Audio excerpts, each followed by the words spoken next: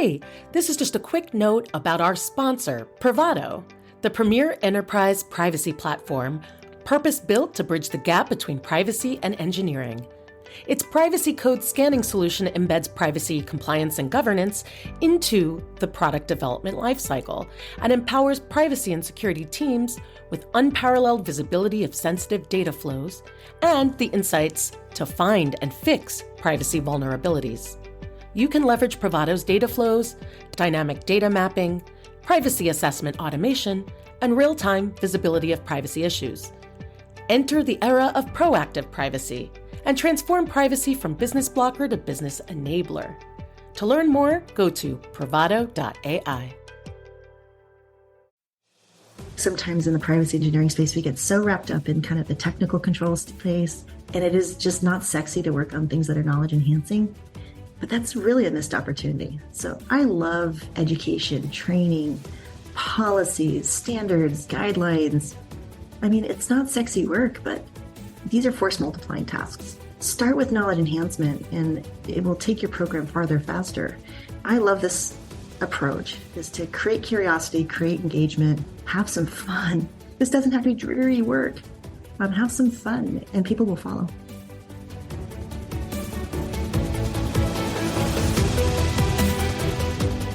Welcome, everyone, to Shifting Privacy Left.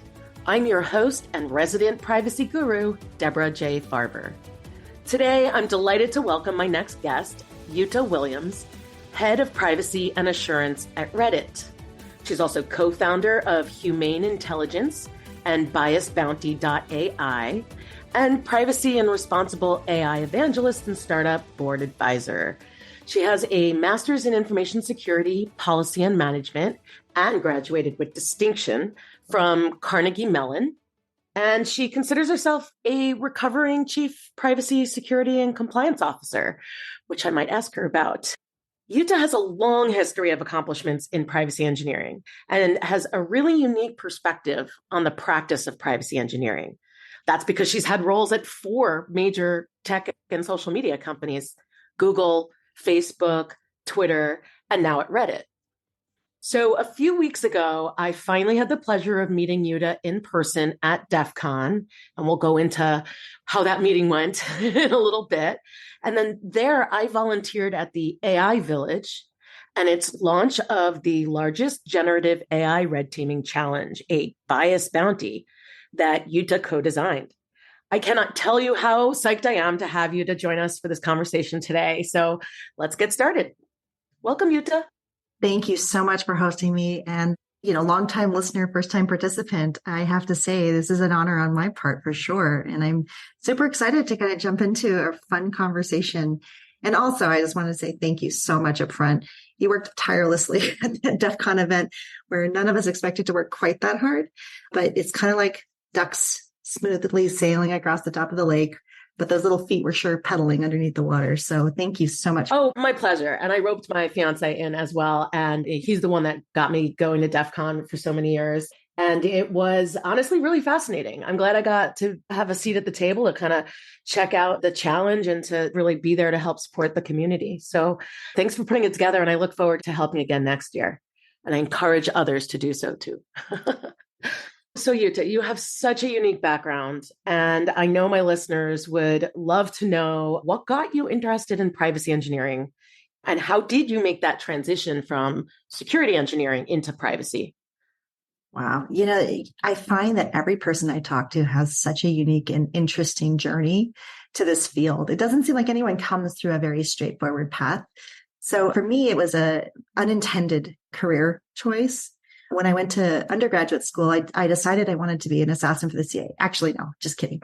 I wanted to be a lawyer. And so the first classes, I became a political science undergraduate with an emphasis in international relations and Turkish language, of all things. So obviously, it makes sense that you ended up as a privacy engineer. 100%, right? But I also fell in love, got married to the military, and had to move overseas. And the only jobs we could legally hold as a dependent in Turkey were working for the U.S. government. And there were only 4 jobs. They were all low-level GS5 and 6 jobs. Oh, wow. And I got to work as a information assurance. No, what was it called? Oh, it was some really lame title, but it was basically help desk support with a lot of administrative responsibility. Office automation specialist, that's what it was. So, I got a clearance and I got to work in technology at one of the earlier phases of like advancement in DoD. The first people in DoD who had computers on their desks were admins. So we were data entry people. And if you look across the spectrum of like who's risen to the top in DoD spaces, a lot of people came out of the administrative pool that are in really senior positions today. At any rate, technology became kind of my path from there on forward, because I moved back to the States with a clearance and technical experience right in time for Internet 1.0. So from there on, I was a technologist and I started as a help desk support tech. Then I became a systems administrator, then network ops manager. And eventually I landed in a job that was just incredibly humbling as a research and development person working on crypto technology development. Because obviously, right? Yeah, obviously. So, that's the jumping off point into privacy engineering. I see it now with the cryptography. It's an overlap. Building public key infrastructure and some of the really cool technologies that evolved from PKI in DoD was super special and exciting. It was around 2002, 2003. And privacy enhancing technologies really starts to get one's juices running about what are the long-term consequences of using privacy enhancing tech? What are kind of the long-term consequences of using technology that keeps information secret? And I had the experience of sitting in the room. I wasn't important enough to be at the table, but I was sitting in a room when we had a privacy board discussion about privacy enhancing technologies and its implications for the world. And it was just so exciting and so humbling that I was like, that's it. This is my calling. And went and I applied to one school for my graduate program because I was going to only go one place. And it happened to be Carnegie Mellon because there was a whole lot of really cool academic work happening in the field of privacy. It was at the time of Lori Craner and the kind of K-anonymity work. And I had the incredible distinction of having Alessandro Pisti as my graduate advisor at Carnegie Mellon. And we got to do some really interesting, cool technology development work, but also kind of advance the school of thought around privacy and the commoditization of personal data. So from there, I was kind of hooked on privacy. So even though I worked in security engineering roles, because that's what existed at the time, it was always with this bent toward not necessarily protection from external threats, but figuring out ways to make sure that the internal use cases were also appropriate and that there was transparency. So that was kind of how I got from tech and non-tech into privacy. I love it. That's such a great story and obviously unique. Everyone who kind of comes into security and privacy typically has a fascinating story as to how they got into it. I also wanted to point out that you and I both worked at the U.S. Army I think we overlapped for 1 month. Wow. I was only there for 2 months as an intern for the Army JAD Corps summer internship program. But I think that's just amazing. We worked at the same company many years ago. Or organization, not company, Really is a small world. Yeah. Amazing. Okay. So you've worked, as I mentioned before, in several of the big tech FANG companies. I know we can't call it FANG anymore because Facebook is now Meta, but I don't know, Mang companies. And Twitter's now X. So, Twitter. Right. Oh my gosh. I didn't even think of that. Well, Twitter was never on the FANG. Oh. Right. Where's the T? There was no T. Yeah. Maybe we throw out the acronym altogether. Who knows? But you worked in a previous FANG environment for 4 different companies in privacy engineering roles. So if you wouldn't mind, let's compare the privacy cultures and just general approaches at each company. So my first ACT career was the government. And then my second ACT career was like a little bit of consulting, but mostly healthcare. So the healthcare culture, and I was there for, 8 years, maybe. It's a little different because there's like this culture of caring about privacy. It's considered every person who works in healthcare kind of understands that they're an extension of the doctor-patient confidential promise. And as a result, you don't fight culturally to really implement and build really great privacy programs, in my opinion. So when I moved from healthcare to Google, I was really surprised that that is not an embedded cultural truth.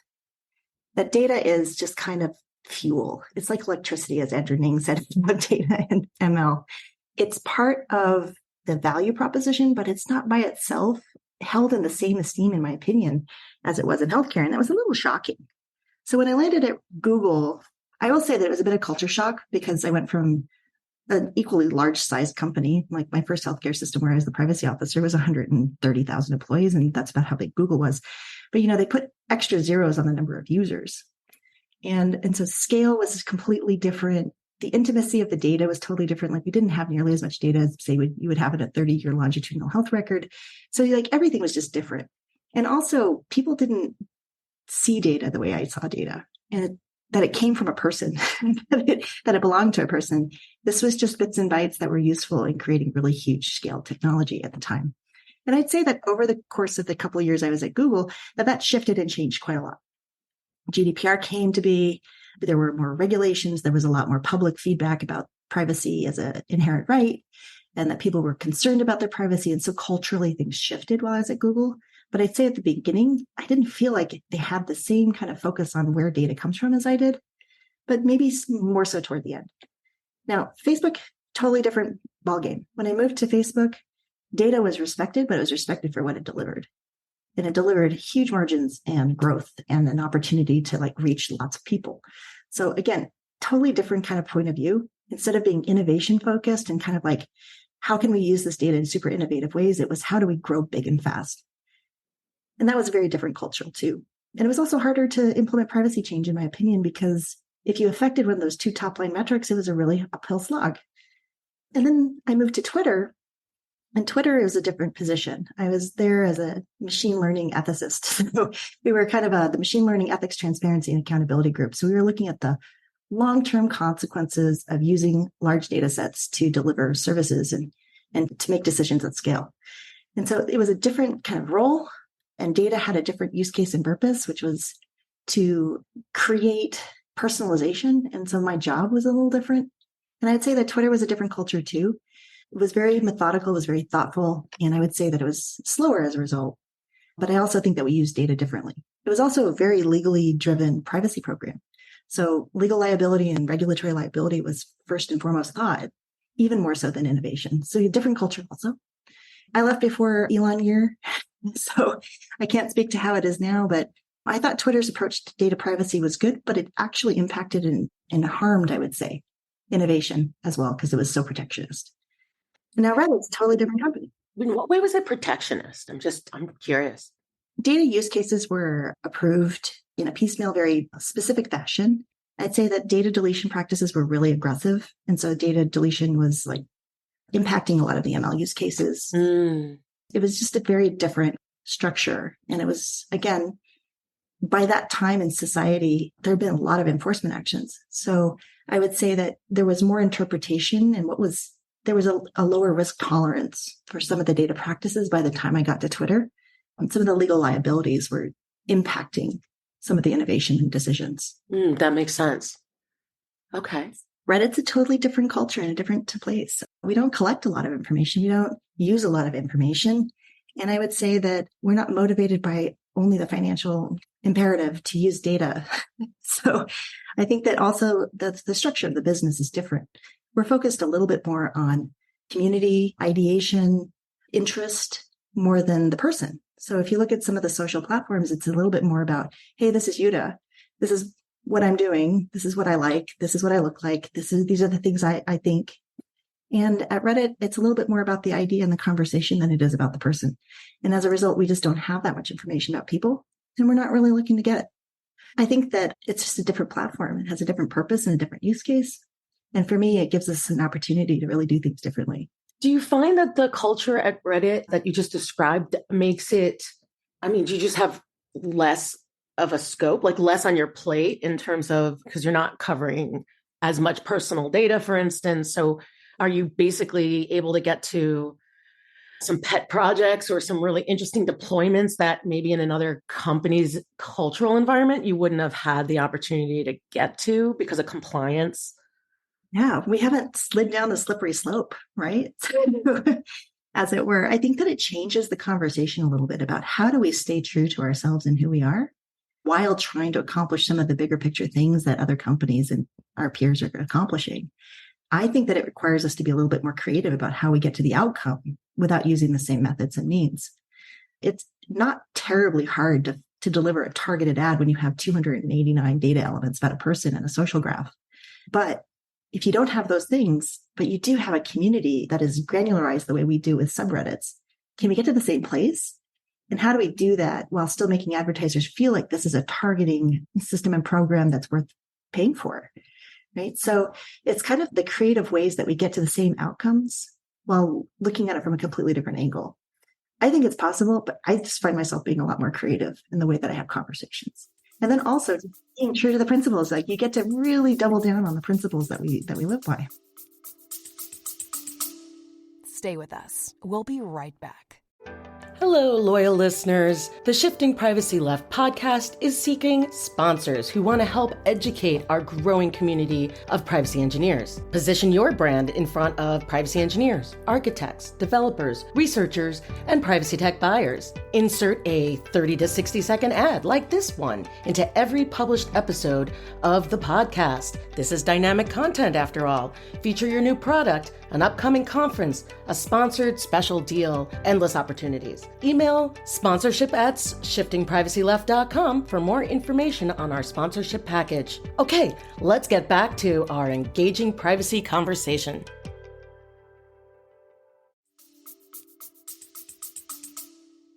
Yeah, that's what I was thinking, is that you would even have more time to be able to kind of message better and like focus on, I guess, parts of a privacy program that like communication and governance and maybe more fun training programs or whatnot, because there's less of a focus on needing to meet compliance aims, not because you don't have compliance, but because you don't have to bring things into compliance where they weren't. Fingers in the holes in the dam, right? You're just like, you can structure things just a little bit more. We're an 18-year-old startup. There's pros and cons to both of those things. But what I would say is that compliance should be the byproduct of a really strong program, right? It shouldn't be the defining reason for a program. But so many times you're just trying to like solve for these minute compliance issues because you're so far down a path that you're right. I get to focus a lot more on building a really effective program under the definitions of framework and spend a little less time reporting on compliance. It's just a byproduct. Love it. So is Reddit hiring for privacy engineers? I keep trying to. The market keeps shifting and changing. I do have 2 open positions. One is for a manager position on the ops side of my business, and the other is another SWE.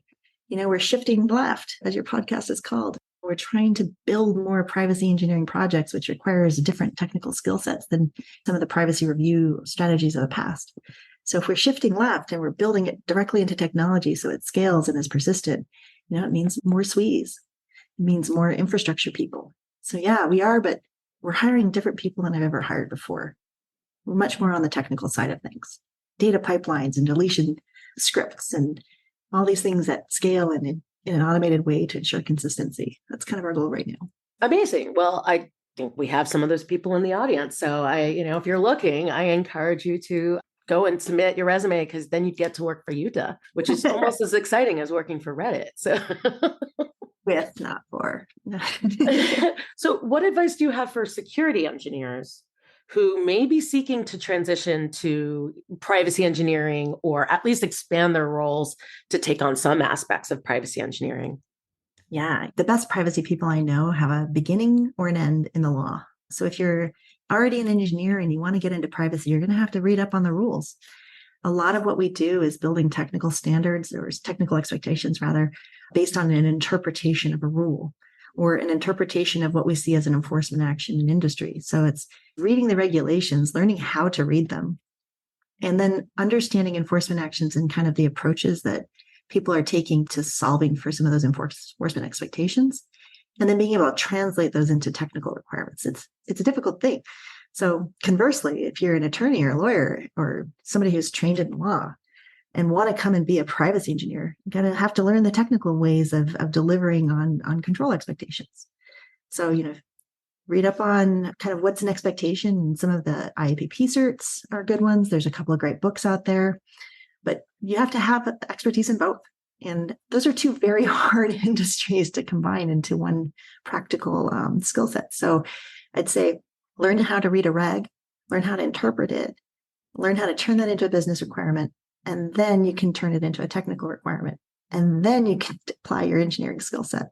And conversely, if you're really great at reading a reg, learn how those turn into business requirements, then go educate yourself about what is a security control, what is a data protection control, and go get smart on one or more technologies. But it takes a lot of self-learning because it's really hard to go to school and learn all of this stuff. Most of it's on the job training or self-study. There's so much self-study. I think that just applies to the privacy profession generally, Yeah. especially now. I mean, first it was drip, drip, drip of, people caring. And now it's like, in the news on a daily basis. It's just fascinating. And also, you're going to have to be a jack of all trades because people keep piling new and interesting things on top of the privacy specialty. So like anytime that there's an ethics and a data and a technology question, it becomes a privacy obligation. So yeah. Do you think that's going to be like some sort of chief ethics officer or chief trust officer or something in the future? Yeah, I think chief trust officer is a job title I've seen. I've seen that in market, and trust starts to become a really interesting thing because it's not a measurement of effort, it's a measurement of outcome. And those roles are really interesting roles. So you see a chief risk officer once in a while, a chief trust officer, a chief ethicist. CPO just keeps expanding and expanding in obligation requirement. Right now, I would hate to be a CPO now compared to when I was one because it's so much falls under a CPO title anymore. And also, if you get it wrong, people are starting to go to jail now. So Yeah. you also have to be really, really smart about what is a defensible program. They're all different skills. I went through a chief compliance officer training in health, and 80% of it was knowing when you had to bring in the board. What was a board obligation? What was a board reportable obligation? And it's so true because you have to be able to affect the change and a consistent change in your business.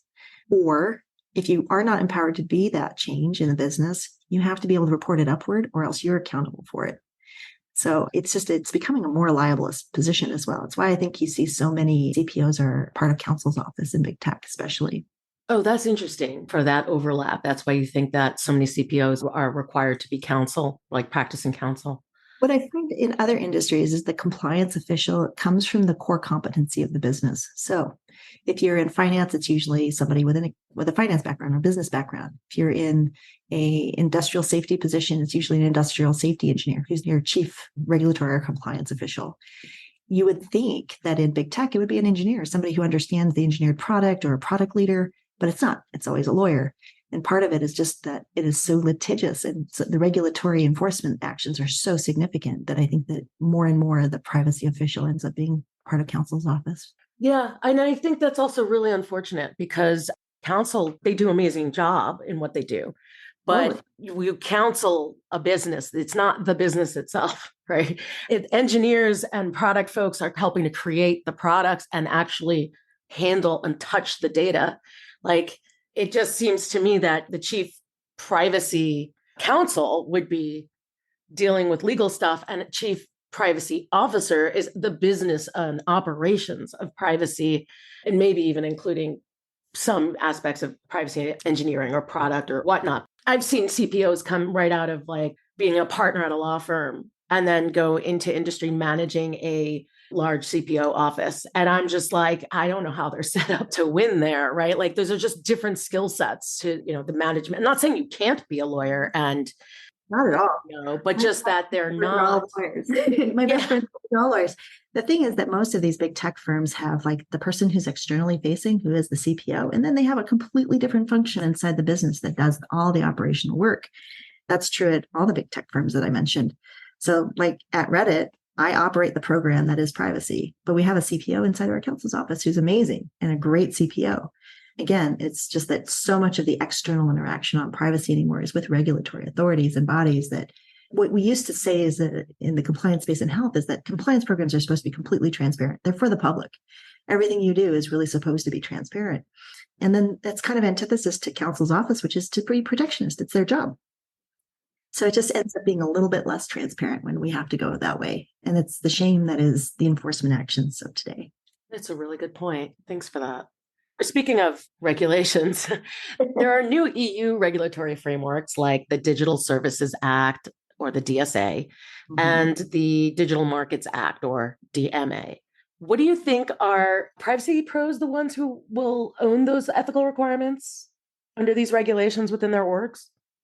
I see that happening a lot of places, including with us. In large part, the DSA especially is identifying transparency requirements in how ads are placed, right? So transparency and data and users and agency all kind of fall under that privacy mission statement. So I would say yes, as much as dark design did, as much as kind of child protection rules did, when you come to data and ethics related things, somebody has to operationalize them, not just interpret them for your business, but then go create something to solve for that problem.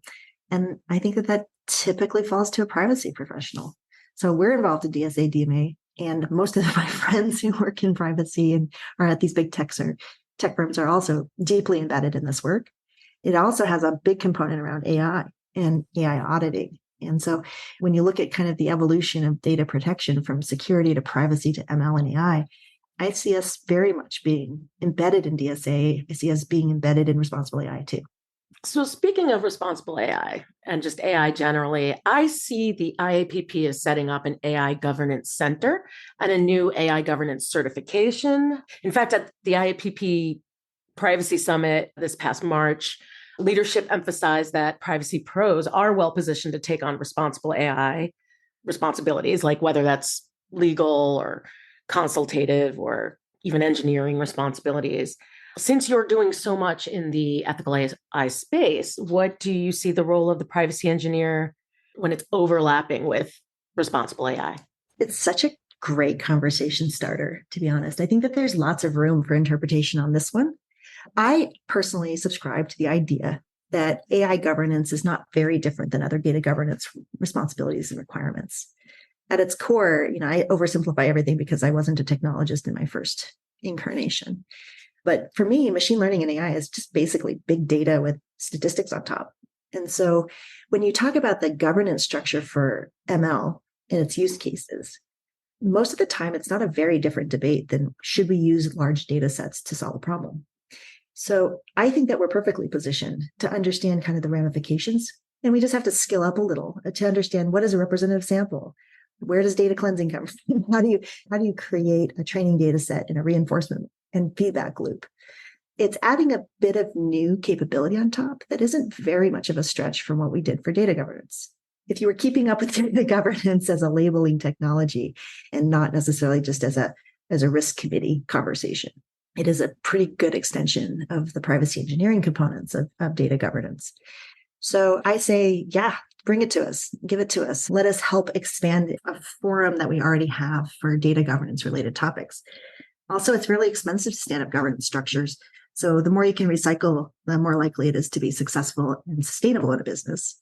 So yes, and privacy engineers are going to have to learn a little bit of new context, a little bit of new technology, but we're really good at that because we've been evolving every time there's technological advancement, and it gets tiring. But I think this is one that's really worth investing in because I think this is here to stay.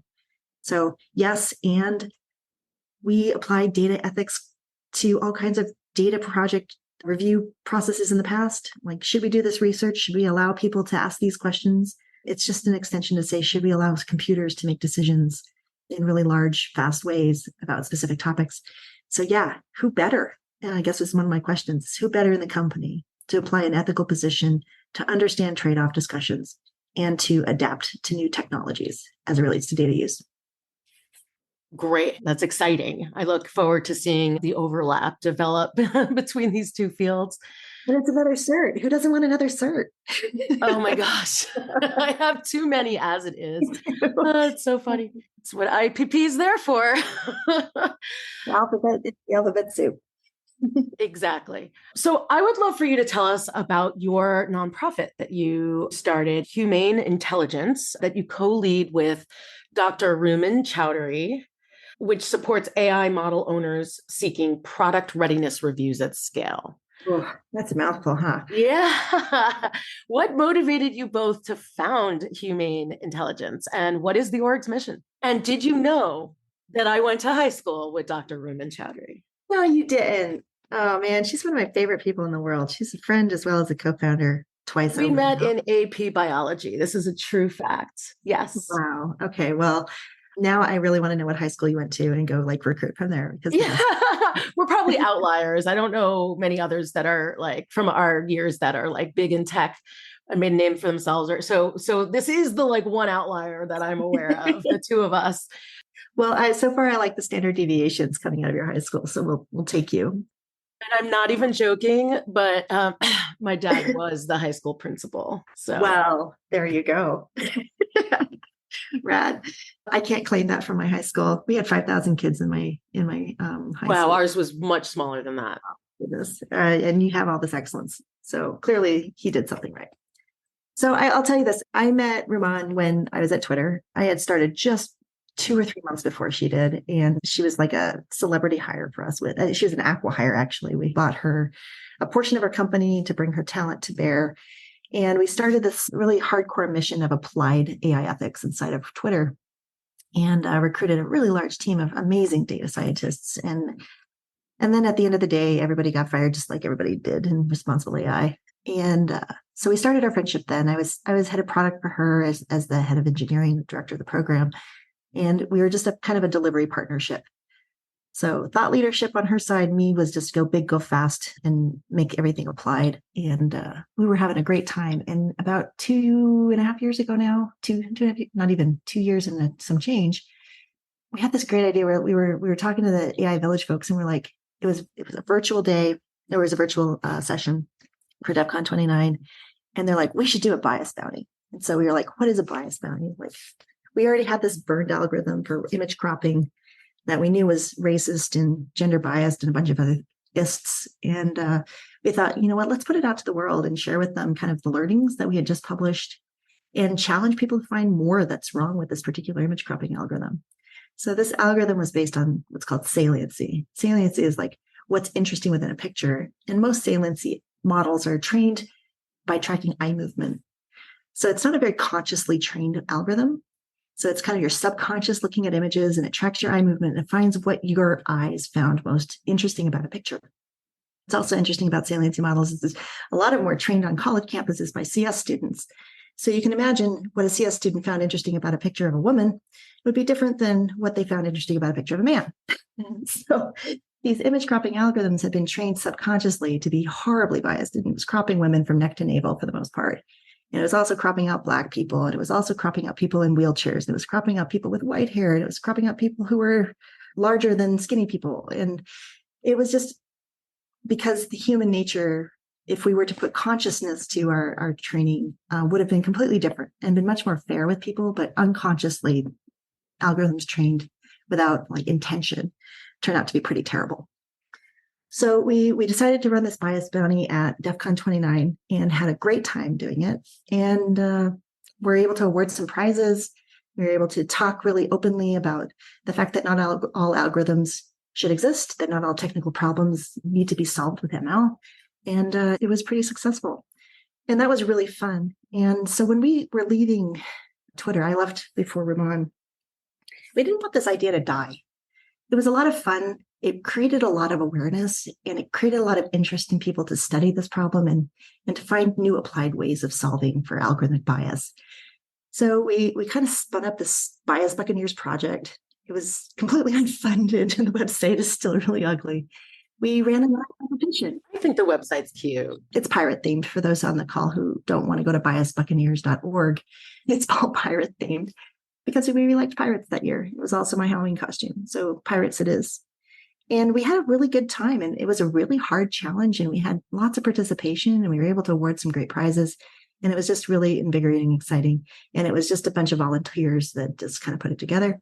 And we're like, this is a great way to help motivate an industry and to help people like get some training that is actually quite rare to find. Applied AI bias detection is difficult, and there's not very many people who are teaching it. So we didn't want to see that die. So we continued to play, and then we created this nonprofit so we could create the DEF CON challenge. And so here we are. I have a day job. Rumman has a lot of work, and this is our side quest. Love it. So this is a side quest that enables the bias bounties to continue. Yeah, but you know what? It might not stay a side quest for very long because now there's a lot of interest after DEF CON. So who knows? Maybe it'll become funded and become a real thing, and we'll be hiring and firing on that side too. Who knows? Awesome. Well, I wish the best for that for you. At what point during the product development lifecycle should companies perform these AI readiness reviews? Oh gosh, at every point. It's kind of like privacy by design, right? It should be embedded at every stage of your development lifecycle to some degree, right? So algorithms are just like any other software development project. You should take a look at the design of your project. You should take a look at training data for the project. You should take a look at how, your initial precision and recall rates are affected by the data. It's kind of this continuous testing and evaluation strategy and requirement. When you build a product that is patched effectively almost every day, if not every hour or every minute through a reinforced learning kind of strategy, that means that you should be running T&E. You should be testing and evaluation continuously to make sure that you're not drifting from baseline, that your products are still operating the way that you expect them to. With every new bit of feedback loop, you're not actually making your AI dumber. There's all kinds of articles out right now that some of these large language models are actually getting dumber. They used to be able to do basic math with precision into the high 90s, and now it's down to like 4 or 8%. I can't remember. Wow. When you don't continuously test, when you don't continuously evaluate and have a positive reinforcement with human-based contextual information coming back into your model, sometimes it can drift quite quickly. Well, how do you do that? I guess what they're calling alignment. Like, how do you debias at scale? I mean, is that even something that can be done with humans in the loop? Or, are we chasing windmills here? Kind of chasing windmills, but also you got to keep charging the windmills. Otherwise you end up in like this downward spiral. So yes and yes. So first and foremost, you have to build checksums into your kind of AI processes directly, right? So if you're constantly retraining your model, let's say, what is the representative data sample? Are you making sure that your representation is accurate? Is it correct? Or are you training only on, your average CS student on a college campus is a guy, right? So how do you make sure that the people training your data or the data that you're using to train are representative of the people who use your products and services so that it can adequately perform for all types of people? So building that into your development life cycle so that it's constantly being evaluated is a great first step. Finding some ways to identify if you have drift, building that into kind of your launch process to make sure that you're doing an evaluation to make sure that your model is performing in accordance with your baseline expectations. It's not drifting away from some of these really important measurements of bias and representation. And not all bias is social, by the way, right? So bias is just it's a term that doesn't necessarily relate to like social justice related use cases. We're talking like bias could be, it's making mistakes on calculating 2 + 2 = 5, right? So how do you identify some of those triggers? Things are varying from expectation. And then also, there's also an internal raging debate about what is bias? Is bias a representation of social in a way that, you don't want to manipulate or change the world? So how much of what you're experiencing or recognizing is actually resulting from the model versus just society and the data that comes out of society? So it's very difficult, but I do think it's worthwhile. I think it's still something we have to study. I think it's still something that human beings can make a judgment call better than most systems still, and that we need to provide a feedback loop. And that's what bias bounties are. That makes a lot of sense. And also I'm hearing the importance of measuring. And that way, if like you don't have metrics and measuring and where you want to be, like, how are you going to determine if you're drifting from that? That's, I think, I don't know, for me, that's a big takeaway from this conversation. Yeah. And there's no real like measure of success today, right? There is no like, hey, you need 95% on this scale. So some of it is making up determinants for yourself and for your own business and your own model, kind of what is progress and what is the opposite of progress. That makes sense. Could you walk us through what like a bias bounty is like, whether you could use bias buccaneers or if there's another one that, or whatever it is, the DEF CON one. But basically, I also want to know like who should be hunting for biases in the bias challenge? Like what are their backgrounds? So like, I think those questions go hand in hand because there's different challenges.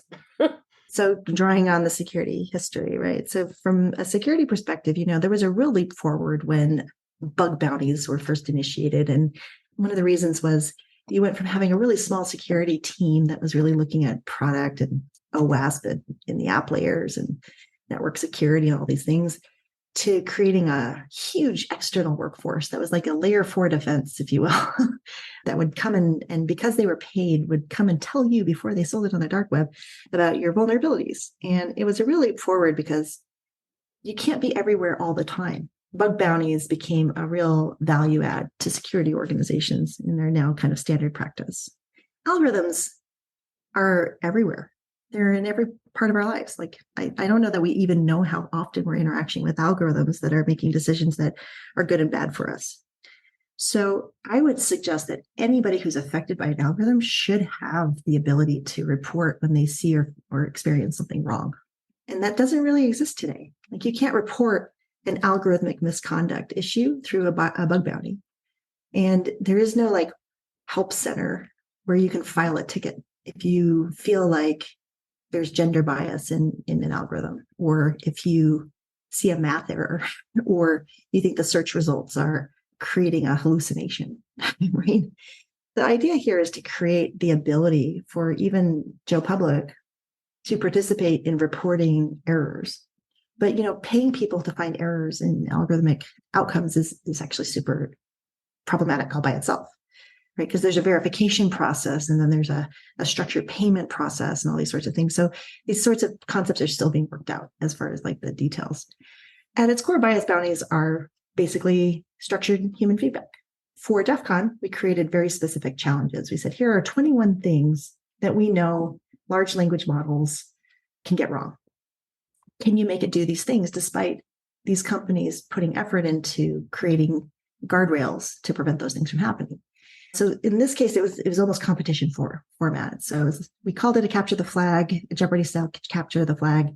It was probably closer to structured public feedback that we validated and awarded points based on kind of Yes. submissions. Yes, I agree. And so I would say that it wasn't necessarily capture the flag so much as it was, hey, we validated that your submission actually did violate the guardrails that these large language models had put in place. For DEF CON, we had 8 different LLMs. I think it was a very special point in time where co-opetition was set aside to allow us to do this thing. I don't know if we'll ever see 8 LLMs side by side like we did there, but it's a very interesting experience to kind of see how 8 different large language models behaves. And so you could kind of tell just from the personality of the models. Oh, and sometimes they'll tell you too which model it was if you answered in a certain way, if you prompted it in a certain way. Yeah, I was encouraging people to do that. Maybe I shouldn't have, but if you ask them, it'll probably tell you which model it is, even though we were trying to blind it a bit. At least make it not obvious. Yeah, you named them different elements of the periodic table. Right. So there was iron and cobalt and all these other funny names for your average, like Cohere and Llama 2 and ChatGPT. But you could kind of tell that some of them were trying to make you feel at home and like this was just another human being you were talking to. And then others were very structured and very clearly an AI, not trying to convince you otherwise. And some of them were very easily broken. And some of them were a lot harder to break the guardrails, but they were also less useful. And so seeing them side by side, you can see that the development pathway for large language models, especially, is very different at these different companies. So if you were to go hire one of these companies to build an LLM or to use their API to further your product development, let's say that you were providing post-traumatic stress services and you wanted to have an intake conversation and have it transcribed and have it ask a couple of clarifying questions, which of these models would you choose? Would you choose one that was making a person feel safe and at home, or would you want them to be very clearly this is talking to an AI and not to feel like this could be medical advice, right? So it's very interesting just to see them side by side, but then also to see which ones were easily manipulated versus not very easily. Yeah. And to give context on the different challenges, I did just the general challenge of trying to get a biased output, because for me, in that we only had 50 minutes and it kicks you out. Like that was by design. So, you're like, go, I only have 50 minutes to play with this. And there's so much I want to play with. And so I went with something that for me was a little easier. And my fiance, Max Staples, on the other hand, interesting, he went and did the one where I think he was trying to get the LLM to add him to a specific access control list. And he had to get it to do that and convince it to add him to the list. And I know, I started to see his, creative juices flowing too. He got it's interesting to see what a hacker can do to even if he doesn't ultimately get the desired behavior from the LLM. Each prompt, he ended up learning more information about the system or how it would structure an answer, enough to then, almost as a clue to going to another step. So I thought that was just fascinating to see a room full of hundreds of hackers. I mean, what did you have, like 3,000 come through Yeah. over the weekend? 300 total. We had a little bit of downtime. We were shooting for 3,000, didn't quite get there.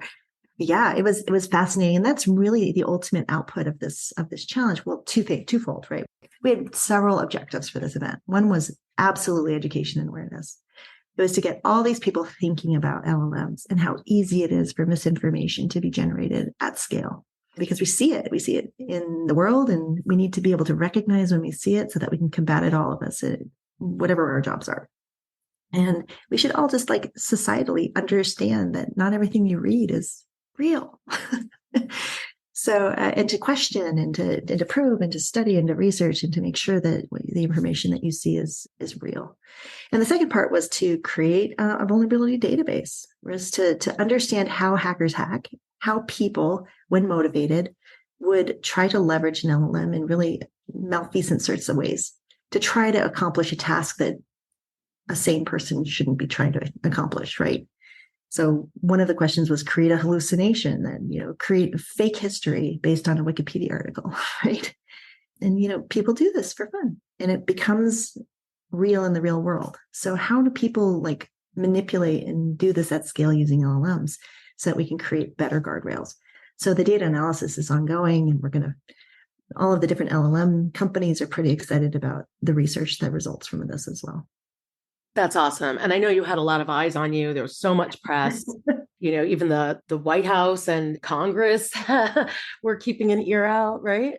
They came through and played the game, which was fantastic. The cybersecurity czar for the administration came through and spent a good hour talking to people. We had about 212 community college students that were sponsored to come to DEF CON and participate so that they could kind of bring their learning and their point of view and their perspective, which we don't always hear. And we also had a couple of different social good groups that came through so we could learn very specific experiential feedback from Black Tech Street and some other groups. So that was also super informative, is that everybody's experience with these LLMs is different. Their point of view is different. Their perspective is different. How LLMs and some of these harms that were represented in the challenges affect them is different. So their feedback was super valuable too. I bet. The sheer number of people, so much of that work that you were telling me that I helped do was just helping with lines. That was my volunteering was as almost like a DEF CON goon. There were just lines out the door, and for maybe an hour to 3 hours of people standing on a line because they all wanted to get to try this out. So I'm saying that not as a bad thing. I'm saying that as there was so much interest, and it's really great to see. But I do know that you've got some plans potentially for next year, some lessons learned for next year. So could you tell us a little bit about what we might look forward to at the AI Village at DEF CON next year? Yeah. So one of the big benefits I felt from this last cycle was that at one point I had a really hardcore red teamer sitting right next to a grandma, and both of them were engaged and both of them were challenged by the exercise. And I thought that was just so wonderful, that no matter your technical skill set, no matter where you come from, this affects your lives and you can engage with it, learn something, and really challenge yourself, the challenge. So we want to continue that. So that's one of the things we will continue, is to build challenges that are very accessible, which means a time limit, right? Because the winner went through several times, which was not against the rules. So, you can get faster if you figure out what works on each of the LLMs and each of the challenges and come back and try again. So we'll probably do it online so that more people can participate. We started thinking about this in June, and the event was in early August. So we had 2.5 months to build this particular event. So we'll have a whole year, which means we can really build a secure environment and maybe not do wired computers, it's been a long time since I ran cable. So that was kind of exciting.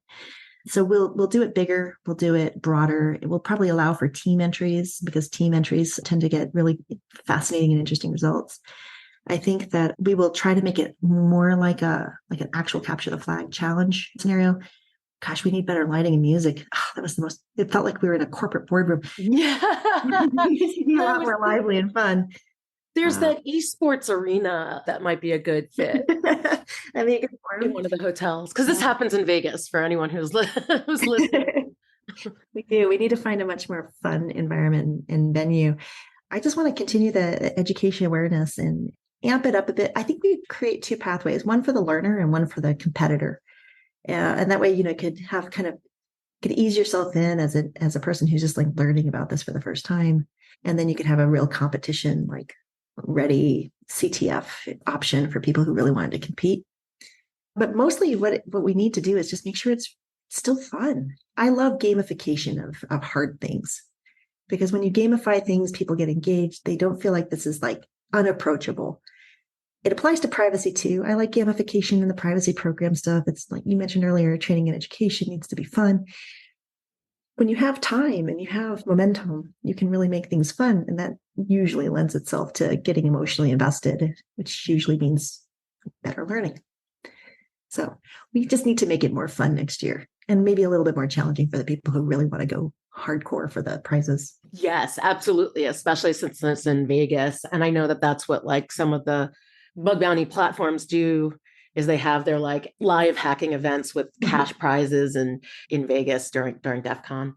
This has just been such a great conversation. And there's so much wisdom that I think we've all learned from you today. Do you have any last words of wisdom for the audience that you'd like to share before we close? Or are there any calls to action you'd like to make? Love your side quests, man. Just go say yes to crazy things and try new things and see where they take you. From a privacy perspective, I'd say this. I'm a subscriber of framework. I love repeatable frameworks. It's kind of how I live my life, in addition to, I'm not actually a rigid person. It's just that I find that repeatability is the key to success and happiness. So when I look at the privacy engineering work where we're making the most difference, go back to some of the fundamentals about how do you create defensible, continuously improving, effective program. And the first 4 steps of the 7 elements of a compliance program are on knowledge improvement, knowledge enhancement.